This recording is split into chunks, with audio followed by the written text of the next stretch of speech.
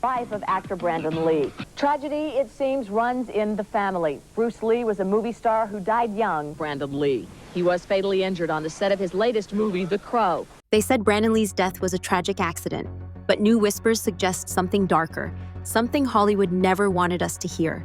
Was it sabotage, a curse, or a cover-up that runs far deeper? Stick around, we're uncovering the truth. And don't forget, hit subscribe for more shocking mysteries. It was supposed to be one of the simplest moments in the entire film. Brandon, playing the role of Eric Draven in The Crow, had rehearsed it over and over. The setup was easy. He would walk into a room carrying groceries, only to be surprised by a group of villains. One of them raises a weapon, points it, and Brandon's character falls to the floor in dramatic fashion. Straightforward, quick, nothing complicated. The cameras rolled, the timing was perfect, and the moment unfolded just as the director imagined. When cut was called, the room actually broke into applause. Everyone thought they had nailed it. But then came an unsettling pause. Brandon didn't move. He didn't get up for another take. At first, people thought he was still in character, drawing out the performance. But seconds ticked by, and something didn't feel right. Someone rushed forward, and the mood flipped in an instant. What had started as a routine night on set suddenly turned into chaos. And while everyone scrambled, one haunting question started forming in the back of everyone's minds. What just happened? The next few moments were a blur. Some crew members shouted for help. Others froze in shock, unable to process what they had just seen. The director and actors looked around, confused and frightened, trying to make sense of the scene. What made it even harder to accept was that this wasn't some high-stakes stunt involving fire, explosions, or dangerous choreography. It was supposed to be one of the calmest sequences in the film. The crew had handled far more intense actions safely in the weeks before. Nobody expected this moment to spiral, and yet, here they were, facing a nightmare. Conversations overlapped, panic filled the room, and rumors spread before anyone had real answers. People kept repeating the same questions. How could this happen? Who was responsible? By the time the emergency had passed, there was only one certainty.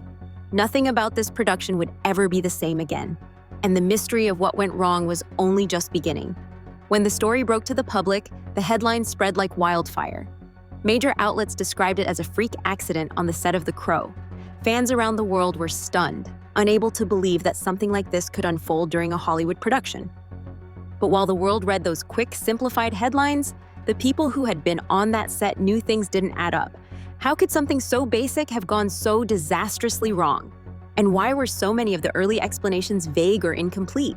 Behind the scenes, reporters were digging, industry insiders were whispering, and people close to the production were bracing for the truth to come out. Because the more you looked at what had happened, the stranger the details became.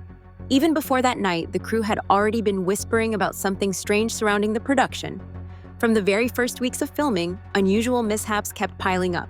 A carpenter had been badly injured in a freak accident involving live wires. On the very same day, 2 other crew members were hurt in completely unrelated incidents.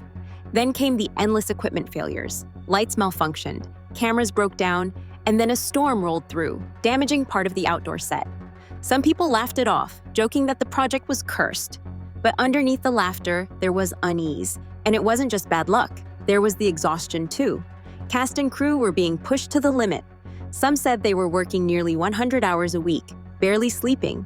Long nights blurred into longer mornings, and safety protocols slipped through the cracks. Under pressure to keep filming on schedule, corners were cut, and caution gave way to speed. As the set grew heavier with fatigue and superstition, everyone hoped they could just make it through the final stretch. But the real danger was still waiting ahead. When investigators pieced the story together, they realized the problem hadn't started that night. It had begun days earlier during a close-up shot of the same revolver. For the camera to capture realism, the chamber needed to look loaded. So the team used dummy rounds, bullets that appear real but are meant to be completely inert. Here's where the first mistake happened. The dummy rounds had been made incorrectly. They contained no gunpowder, but the small primer that ignites powder had been left inside. When one of those dummies was tested earlier, the primer released just enough energy to push the bullet head loose. It slid forward and lodged itself inside the barrel. No one noticed. No one checked the barrel afterward. Days later, that same revolver was reloaded with blanks for Brandon's scene. Blanks contained powder for sound and flash, but no bullet at the tip. Unfortunately, with the earlier bullet still stuck in the barrel, the blank had enough force to send it flying as if it were real.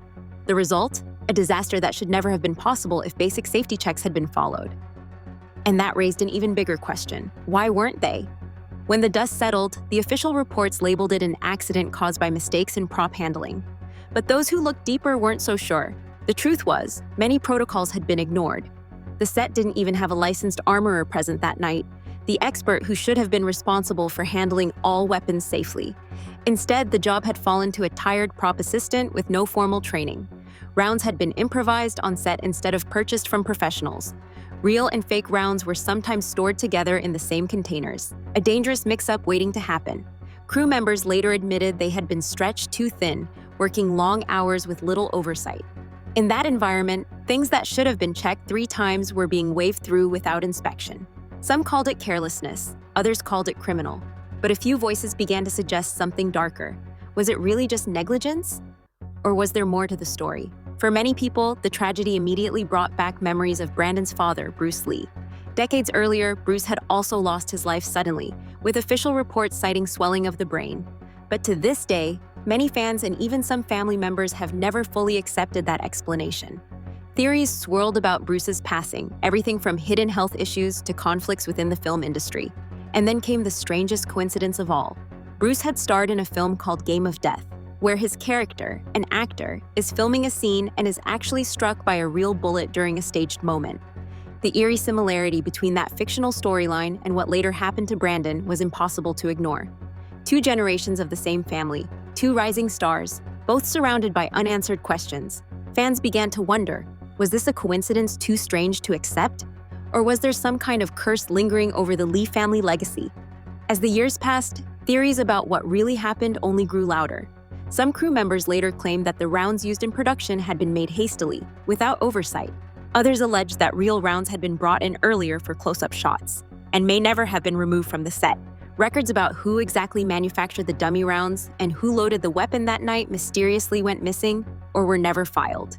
Even investigators admitted they could never completely rule out the possibility of foul play. One detective later confessed he had a gut feeling that something about the case was off. Conspiracy theories began to swirl. Some claimed sabotage, suggesting someone had a motive to harm Brandon.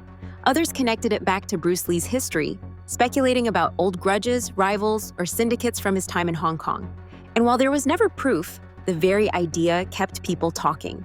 Because if this was just negligence, why were there so many unanswered questions?